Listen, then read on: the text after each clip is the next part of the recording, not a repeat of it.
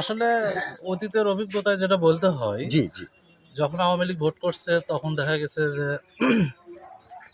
জাতীয় পার্টি বা বিএনপি ছাড়া আর কেউ ছিল না, জি, জি, জি, এবং বিএনপিও ভোট বর্জন করছে, জি, নির্বাচনে আসেনি। জি, এবার ফির আওয়ামী লীগ ব্যতীত আবার ভোটটা হচ্ছে। জি, জি, আমার মনে হচ্ছে যে আবার এই ভোটটা আবার কেমন যেন নিজেদের মধ্যেই হচ্ছে। জি, জি, জি, সবাইকে নিয়ে হলে ভোটটা হলে অতীতের সব গ্লানিগুলো মুছে যেত, মুছে যেত, এবং সব শ্রেণীর মানুষই ভোট দেওয়ার সুযোগ পেত। সুযোগ পেত।